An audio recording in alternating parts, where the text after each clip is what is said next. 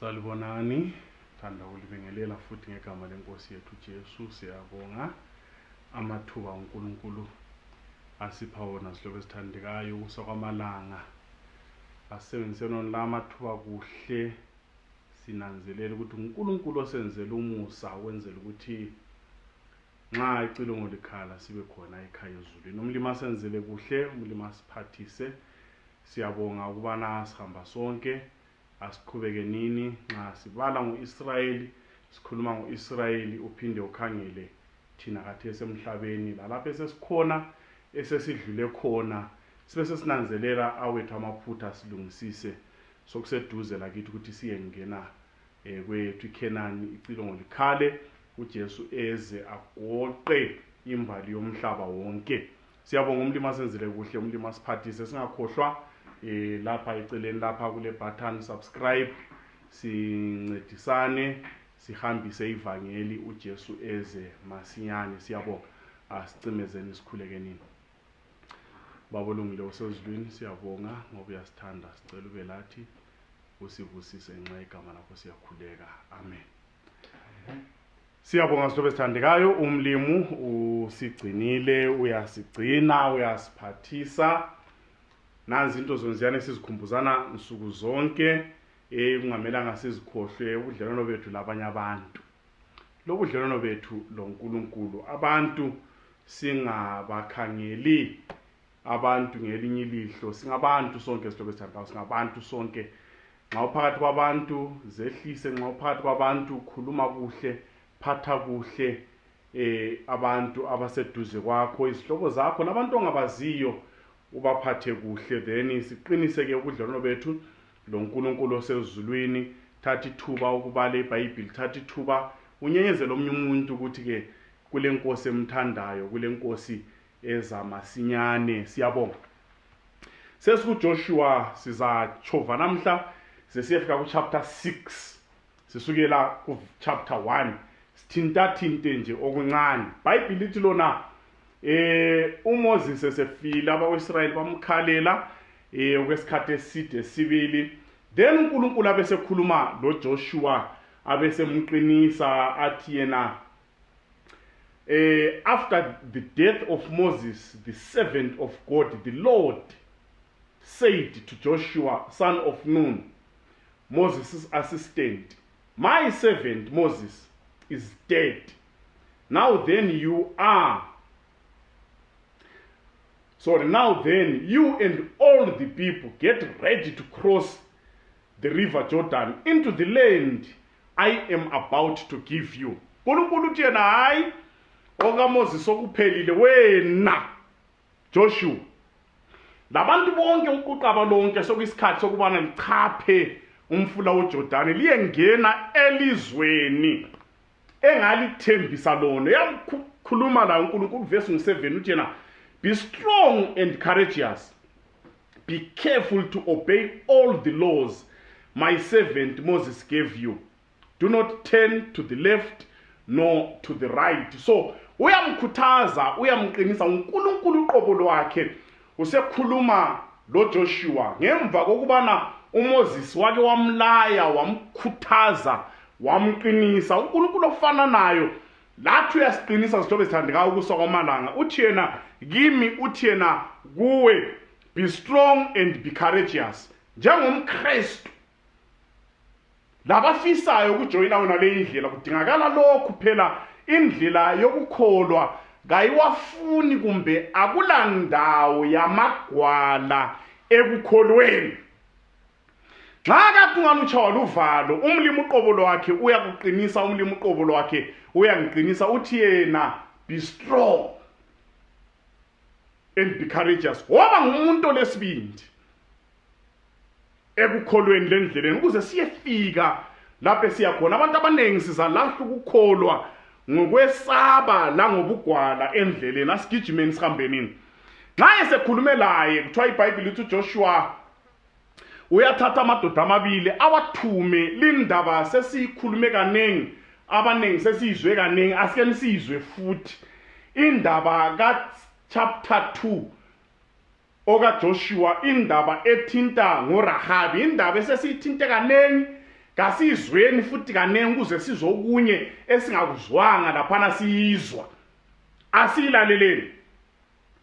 Nxa la amajaha ethunywa kuthiwa Aba-Israyeli basebeseduze bemile ekhunjini lomfula uJordani. Abesesithi uJoshua, gijimanini ke madoda liyengena bachapha bengayafika elizweni lichekhele lidorobho, lalidorobho elikhulu iJericho. Yakhiwe yamangalisa yaze yakhelwa lemiduli yokuyivikela la kuma floods, lama enemies.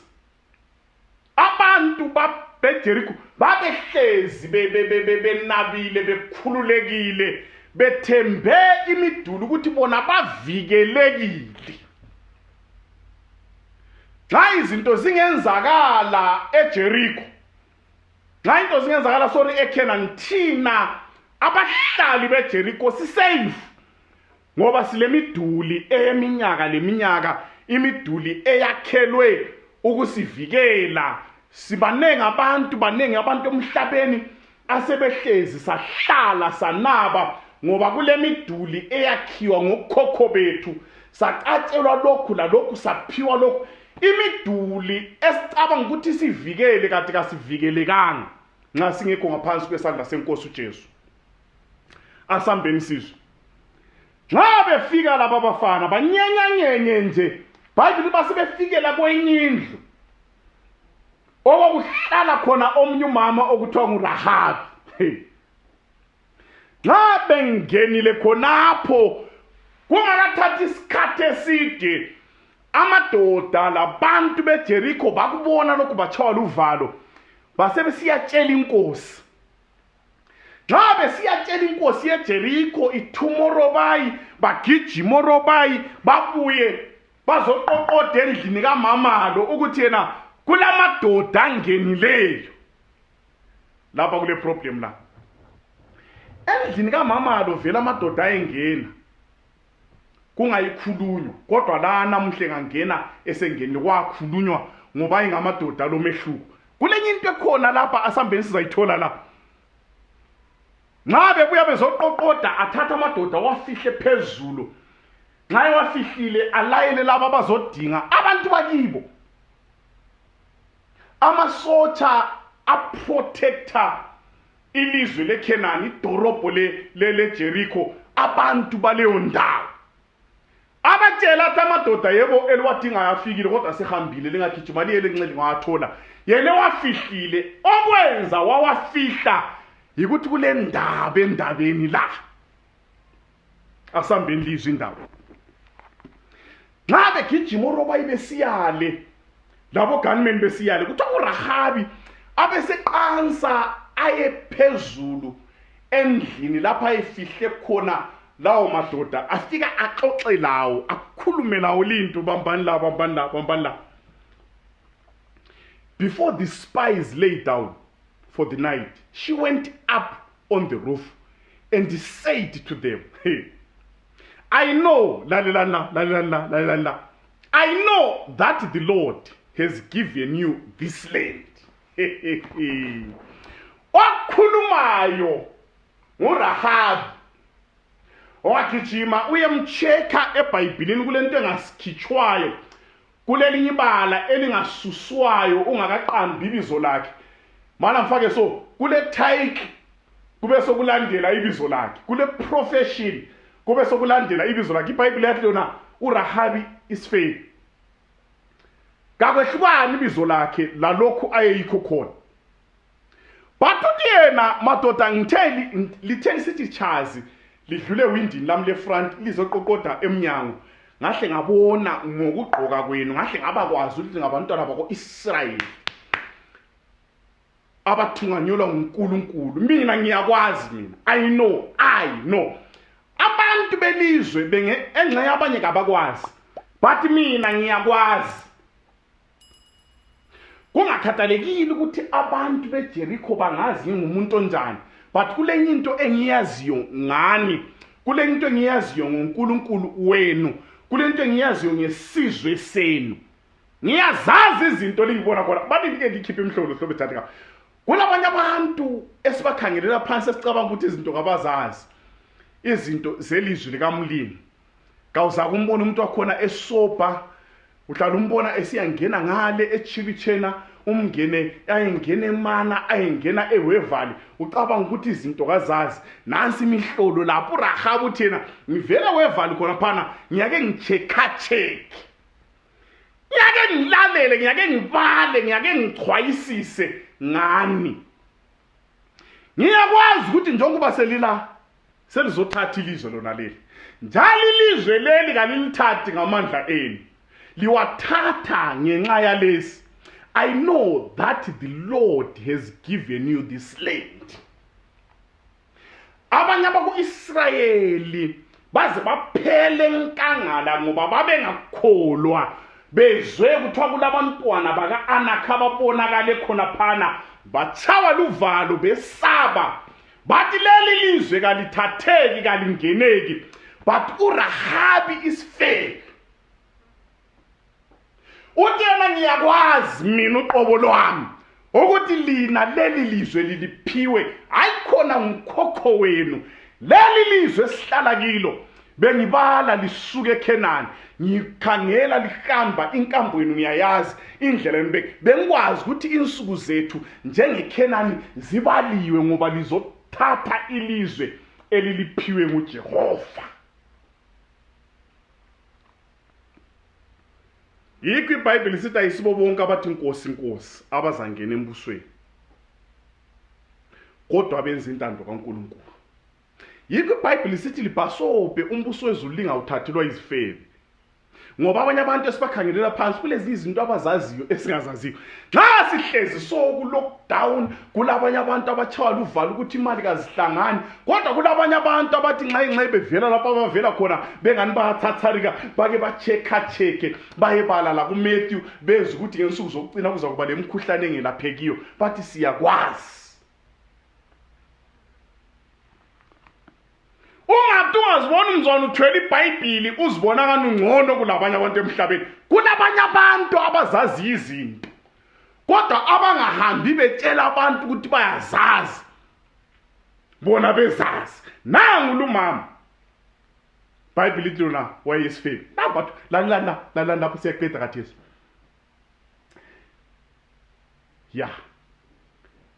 Number 2 abeseqhubeka. I know that the Lord has given you this land, and that a great fear of you has fallen on us. Okwenza abantu badidizele so ngokuthi kungene lina lingu2 kuphela. Phela ungakangeni ami kwangena amadoda angu2. Ngithe ngibala ngapha kuthiwa uJoshua wakhetha 2 young men ongamajaha nje, wawakhetha ukuthi ayecheck ilizwe idorobho lonke, kwakhala amawiwi lama helicopter board emoyeni edinga abafana abangu2. Ngoba uRahabu uthi sizathu yilesi, amadoda wonke khonapha ilizwe lonke khonapha kuchayana amadola, abantu bayaqhuqa, bayakwazi ukuthi lina selizothatha leli lizwe. Siyambonga uMlimi, hambo lwesiKristwini. Labanye abantu esingabatshelanga bayayazi. Haleluya, malithusi igama lenkosi. Hlaba uyakwazi. Abantu singacabanga ukuthi abantu abakwazi, abantu bayakwazi ukuthi kulecilo ngelizakhala. But uhlupho ukuthi ukwazi kuphela kakwanelanga. Abantu abakwazi ukuthi kumele benzeni, mana ngilikhipha imhlolo. Njengoba usazi ukuthi kunoJoshua zayo, njengoba sisazi ukuthi umhlaba uzafika emaphethelweni, hayi singayikule indlela kasibuyeni ngapha kuKristu, simamukeleni nje inkosi lomsindisi ngoba mhla esiza uzosinika impilo lentokozo emangalisayo. Asiqhubekeni. We have heard, verse 10. We have heard how the Lord dried up the water of the Red Sea for you when you came out of Egypt. uRahabi uthi yena mina indaba yenu ngiyilandele lisuke Egypt. Sezwa siyakwazi. mzwana lisuka sahle sabakwazi uselibuya. Njalo mina mani lithi ngezwe lokuthi uNkulunkulu wenu osezulwini usomandla wamisa ulwandle olubomvu lina lachapha enhlabathini ewomile khonokho ngakuzwa. Ngiyakwazi. Number 2,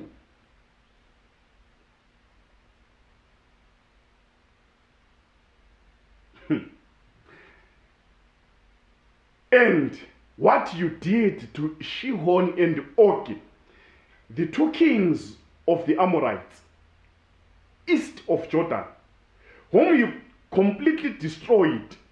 When we heard of it, our hearts sank, and everyone's courage failed because of you. For the Lord your God is God in heaven. Hey. Otayivangeli khonapho vayindelayo uRahabi isifebe. Uthi madoda khonokho kuyinto vele bengivele ngumelele mina bengakwazi ukuthi bese licatshe nga ngoba bengibala ngisizwa kuthiwa selisesinayi ngezwe kuthiwa selingaphi ngezwe ladlula eMaramanze qa ebaba ngezwe ladlula laphana lithe lifika iDombali kulidlulisa labhoda ngapha ngezwe siyakwazi lezi zinto. Vele bengiphila ngimelela ukufika kwenu. So selifikile zwanini bengifuna ukuthi ngixoxalani kwase kusenzakala ngaphiwa ituba lokuxoxalani njengoba selizothatha ilizwe. So mina sengirisk impilo yami ngokulifihla. Lina lizangenzela musabani mina lemuli yami lo baba lo mama labazawami. Amadoda athi wona ungakhathazeki. Esiyabathola behleze endlini yakho mzwana sokusenzakala khonokho kwaziwe. Yiba bazaphepha. So izihlobo ezithandikayo evakele likaMlimi liyahamba. Nxa ungalihambisanga wena ungacabanga ukuthi kalihambi. Ngoba uJesu uqobo lwakhe uthi yena hayi abantu bengathula amatshe azakhuluma. Nanti litshela inguva elinguRahabi litshaya isigigaba sendaba eqathe ngake etshela abantwana bako-Israyeli ngomumo khona ngokwesaba okukhona eJerikho la azabatshele ngohambo lonke ababephakathi kwabo. Asambeni chapter 3. Nxa sebephumula abafana bahamba bafika batshela uJoshua ukuthi kwenzakaleni bathi hey kutholakala indaba khona ngale kunzima. Kulento enye into umama lo wayitshela abafana laba uJoshua uyayikhuluma phambili sizayithola ngale. Joshua bese sithi yena right. Early in the morning Joshua and all the Israelites set out from Shittim and went to the Jordan. Uthi yena nxa sebefikile khona ngale uyabalayinisa abapriest bethwele iArk of the Covenant behamba phambili. Asavela lapha lizwe la. Nxa behamba phambili laphana uthi yena lingahamba uqaba lonke lulandele emuva ogogo labantwana. Ababekhona leso sikhathi sebelandela umama bebhabhula abantwana inkomo zilandela amajaha elandela abantwana belandela obaba belandela amapriest amanye phambili. Kulandelwana kuqalakatha yeline emangalisayo. Bible lithi lona amapriest bafika bethwele iArk. Nxa beyithwele benele kunyathela amanzi eJordan kuthiwa ngaleso sikhathi kwakuyisikhathi sokuvuna umfula wawuthwele izigodo madoda ugcwele uthe ukhafula izigodo. Amanzi ethule zwi emnyama. Bathe bebuya abapriest. Ngicabanga ukuthi uRahabi wayeselunguzile windi. Nxa benyathela bethwele iArk so benyathela amanzi. iBhayibheli lithi amanzi ngapha phezulu ngapha ahlama ukugeleza. Nxa ufuna ukugeleza usiya ahlama ukugeleza amathi zwi. Ngapha lakho achedayale amayali. Achova abapriest baze bafike esenta komfula. Nxa befike esenta komfula benyathela amanzi evuleka u-Israyeli waseqalisa ukudlula wonke, wadlula u-Israyeli kuthe kudlula umuntu wokucina. uJoshua wasememezela ukuthi isizwe lesizwe asikhethe indoda eyodwa, indoda agijima amadoda angu-12, emele izizwe ezingu-12. Bayathatha amatshe angaka bawathwala ehlombe, bafika wabeka ngale eKhenani, wathi yena abantwabenu bengabuza. Khona ke kubhabhulileyo okungaboni lutho, okunye kwakuleli vele. Leli kuthwele eziswini, okunye kuzazalwa ngoba abanye ngikhona lizakwenza lithatha. Nxa abantwana benu bedlala u-ara, bedlala ufish, spell your name, capital FISH, bengabuye sebegijima ukuthi kathi daddy amatshe lawo inqumbile ngeyakhe.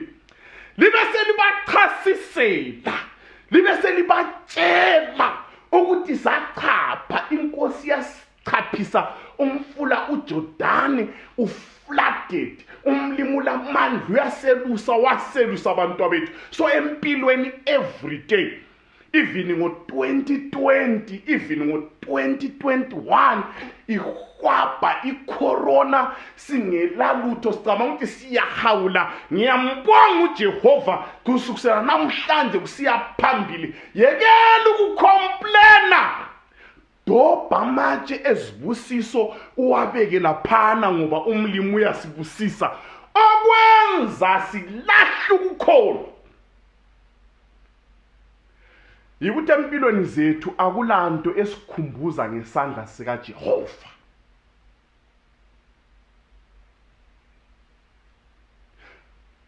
Abantu sicabanga ukuthi thina yithi esingomagayiva siyazihlanganisela izinto. Hayi, kusukela namhlanje bomama abakhonzayo, nxa ukhonza yekela ukutshela abantwana ukuthi mina yikuthi uyihlo nje wayihola imali ngayo wayiqeda kungayisimi ngasilandlwa. Ungabatsheli khonoko, ubatshela abantwana bakho ukuthi wena indlu yona le bantu abami asokuhlakanipha kukayihlo, asokuhlakanipha kwami. Lilitshe esalidobhayo umlimi esichaphisa emagagasini kaJordani.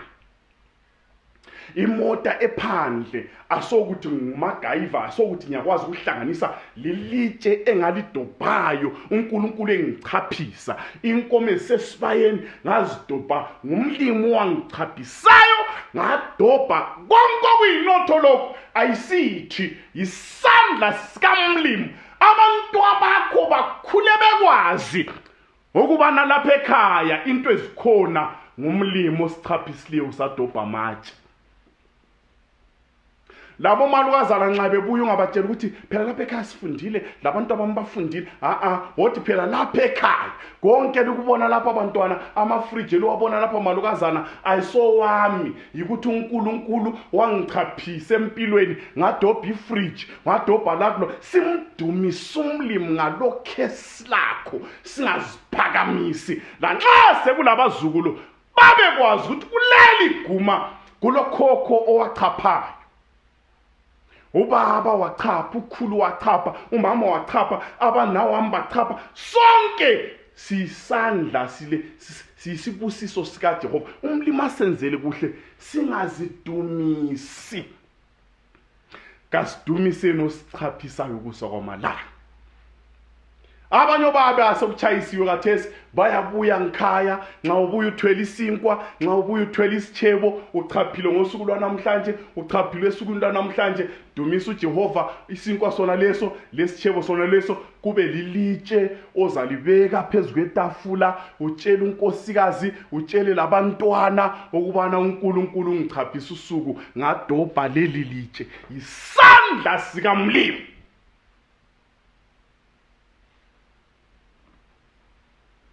Kasiyekeleni lokube sithethisa lamalotsha. Phela umuntu ongelalutho, ukuthi inti nxa behlezi ngale spare khululeka uhlale labo, uthi yena hlalani likhululeke ngoba lindlu lilitshe engalidobha umlimi engichaphisa. Konke lakho, konke ngilakho, lesigqoko, lenkukhu, letsiyane, lebhara, lekhuba, lehara, dumisa uJehova ngoba lilitshe owalidobhayo uNkulunkulu ekuchaphisa. Ngomnyaka wecorona sichaphile asidobheni something asambeni. Mlimulungile. Chapter 4. Sikubonile khona phana sokhanje. Chapter 5 verse 13 asambe sesiqeda. Limulungile. Now when Joshua was near Jericho, he looked up and saw a man standing in front of him with a drawn sword in his hand. Joshua went up to him and asked, "Are you one of us, or for our enemies?" "Neither," he replied, "but I." Lalilani. Joshua ubona inkalakatha yendoda ithwele umhedla, so uyayilanda afika ayibuza ukuthi salibonani lisesayidini yethu kumbe lisesayidini yezitha zethu. Lindoda ibisiphendula ithi hayi zwana mina zwana.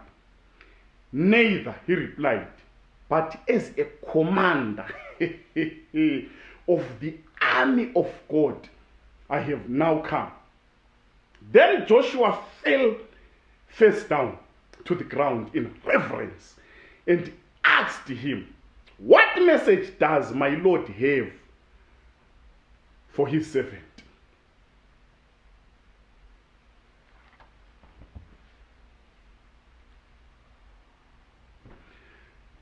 Sawungeniwe Kedani.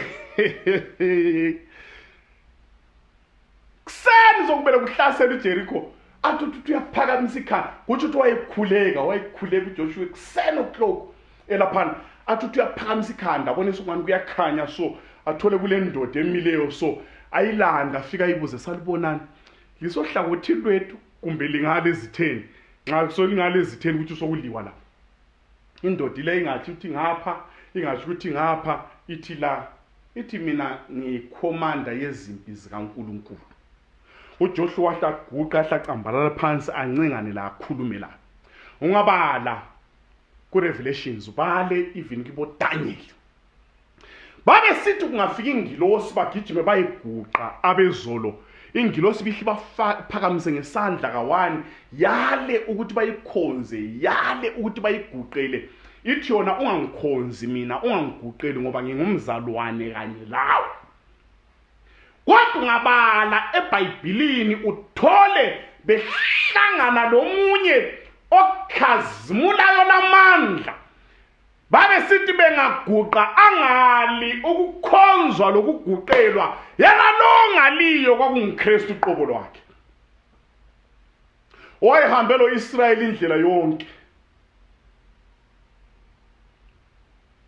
Owaba lidwala abanatha kuya amanzi. Oyinsika yomlilo, eyinsika yeyezi. Kade sezohlangana lo Joshua ethwele umhedla, nxa uJoshua emguqela ngali ngoba amawaka wake engilosi vela amguqela ngoba ngumdali lo commando omkhulu. So siyabonga endleleni kaSisodwa commander wearmy kaMlimo uyathungabela phambi kwethu. Asisodwa kasoze sibe sodwa. Ungesabi ngingesabi kasibambeleleni uJesu azabuya. Asiqedeni la. Chapter 6 lapho esimakhona. Lapho kwaba lesimanga la. Ungayabuza ama scientists ahlayale athi yona ifiction le. Athi movie.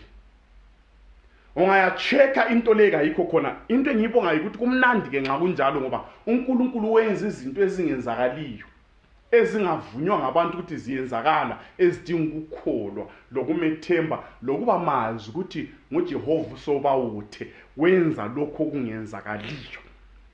Joshua besesithi yena phambili kuyabe kuhamba ama-priest angu-7 ethwele ama-trumpets angu-7. Kube sekulandela abapriest bethwele i-Ark of the Covenant. Kulandela abanye, kulandela enye army emuvisiyayo asambeni. Babebuya ngosuku lokuqala lweviki babhodeka 1.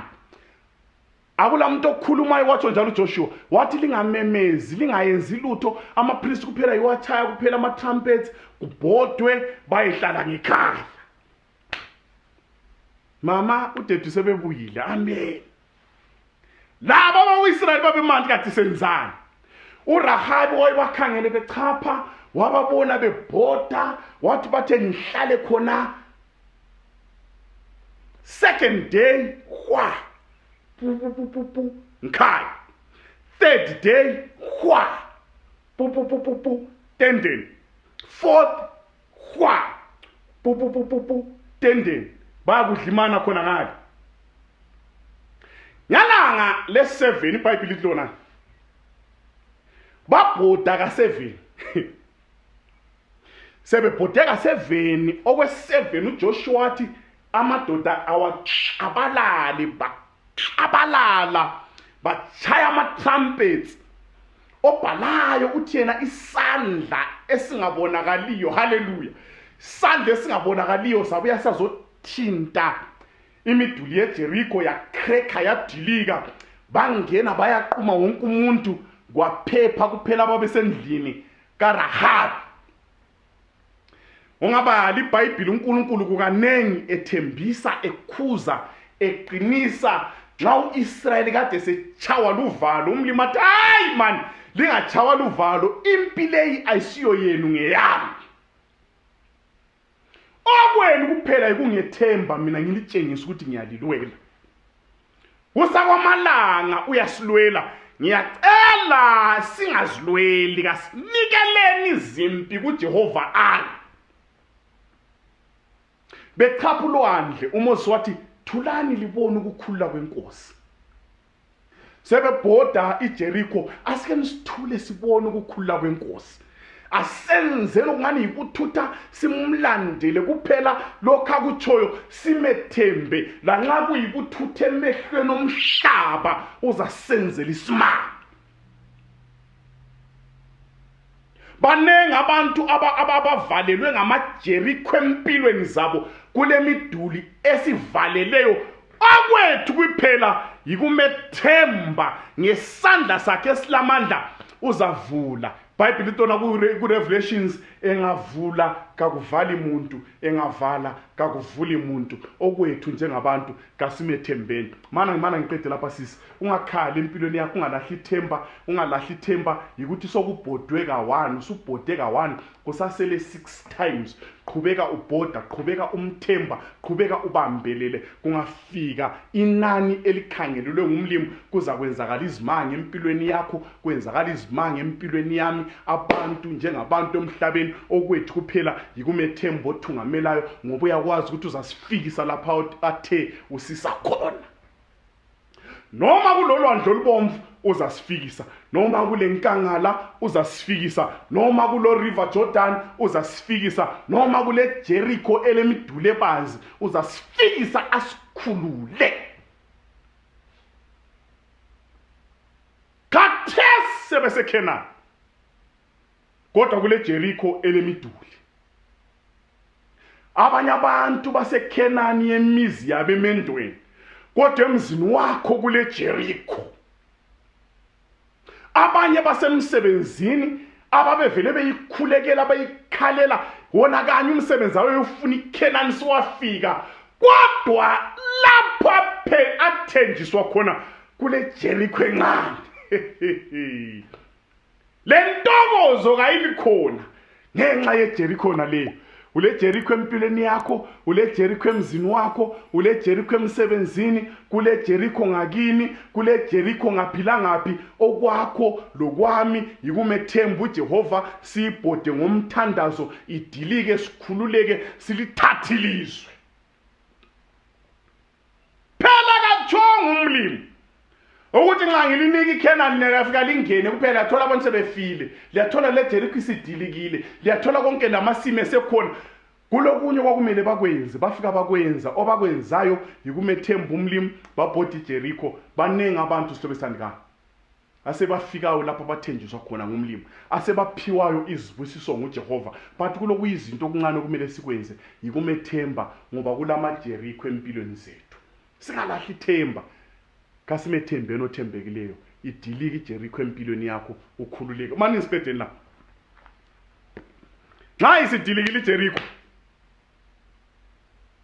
uRahabi esephephile, ongabale eBhayibhelini uRahabi wagcina esenda ayi ubulimi ulungile aye ubulimi ulungile wagcina esenda uRahabi ngabala kubedi wari ngala uRahabi wagcina ethathwa nguSolomon uSolomon wazala uObed uObed wazala uJesu uJesu wazala uDavid David wazala uSolomon uJesu kuthiwa indodana kaDavida uRahabi yena lo isifebe waba ngugogo kaJesu ngokuzalwa lapha emhlabeni haleluya nxa esephumile bengalinga amalanga labakibo Joshua uyasukuma aqalekise idorobho lona lelo at that time 6 verse 26 Joshua pronounced this solemn oath cursed before the Lord is the one who undertakes to rebuild this city. At the cost of his firstborn, he will lay its foundation. At the cost of his youngest, he will lay its gates. Ongagijima uyabala ku 1 Kings ngo-16 verse ngo-36 kulenye indoda ngesikhathi sokubusa kuka Ahab wahamba wayakwakha uthe esakha efaka ama-foundations wafelwa ngumntwana i-firstborn yakhe uthe uqeda umuzi efaka amagedi wafelwa unkinoza wakhe umlimi uthembekile umlimi khona nxa indodana yakhona angayiphambanisi kuthiwa mana ngidinga ibizo lakhona mana ngidinge kuhle so sibale sikwethembe uhambo lwethu kuyafikeka okwethu kwimathembu uJehova kasihlale intando likamlimi asigcine intando kaJehova singakhohlwa nxa siphila dobha amatshe ayisikhumbuzo sesandla sikamlimi empilweni yakho ubatshela abantu bakho bakhumbuza abantu bakho ukubana uJehova osezulwini wakubusisa that singakhohlwa ubana nxa usukutholile okutholileyo singalahli ithemba nxa into zingasahambi kuhle singakhalali kasithembeni umlimo ngokuyijerikhwanyana nje ukuyijerikhwanyana okumele ukudobhodeni 7 days kuyabe sokudlulile ngokuyijerikhwanyana ngathi likhuluma lo mama uze engani kalisaphendulani kuhle akakhali ilizwe yilo sibili lesithembiso ikhelani yilo sibili usendaweni right ngesikhathi esiright kulodwa kulokuyijerikhwanyana kumele kukhitshwa ngakhitshwa wena lami sibe lokuphumula manje nibalele ivesi sivale nini 1634 in Ahab's time Hiel of Bethel rebuilt Jericho. He laid its foundation at the cost of his firstborn son Abiram, and he set up its gate at the cost of his youngest son SEGUP, in accordance with the word of the Lord spoken by Joshua son of Nun. Umlimi asenzele kuhle emakhenana umlimi izibusa sesiphezona singethuswa kungamaJerikho kasimathembeni asidilizele sihlalini kulezimpo okumele sizinqobe kulama Hittites okumele siwanqobe eKhenani esiphiwe nguJehova kulama Jebusites okumele siwanqobe eKhenani esiphiwe nguJehova enye Jebusite okumele uyinqobe ngamanga enye iJebusite okumele uyinqobe lulunya amaJerikho okumele siwadilize inzondo lejealous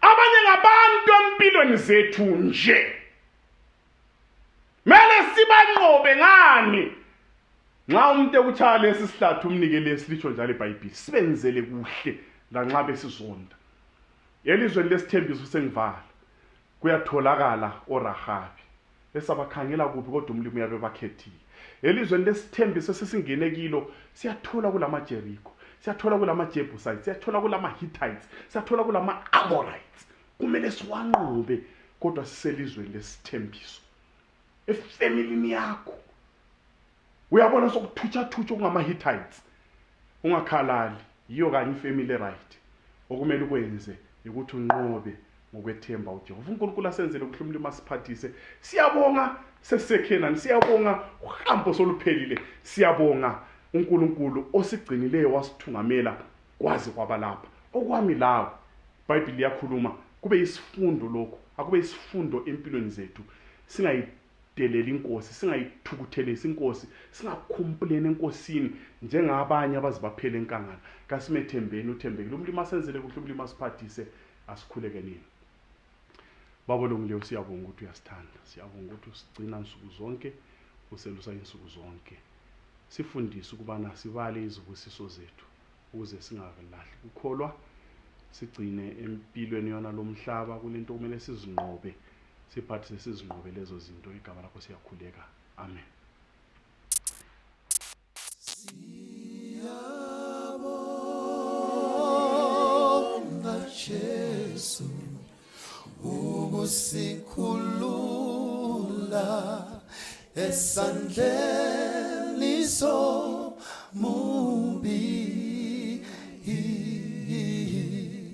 Thina besihlupheka sihlukunyezwa esweni laseGibhithe.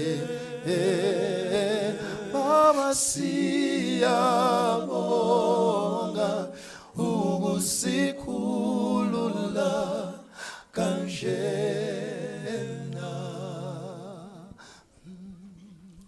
Wena Thixo besingaba yini ungekho. Siyabonga ukusikhulula thina kanjena.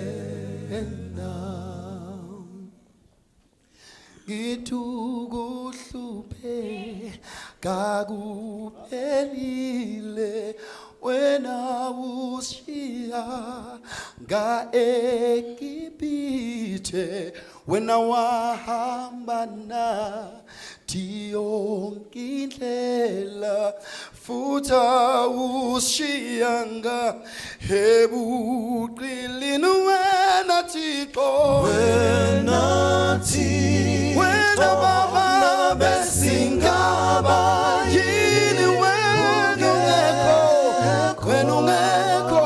Thina siyabonga Baba ukusikhulula Baba. Ungithi lawe nibabona, lawe nibabona enilandela. Ngithi ngeke nisaphinde nibabone, nisaphinde nibabone. Ngithi ngoba izimpilo zabo, ngithi siyophelelwa nwabe olukhuphayo. Naniphumile ebuqilini, seningenile ekuphumule. Ngithi bayekeni nibabona ngokugcina, nibabona ngokugcina. Hayi ngithi wena Thixo, ngikuphepesa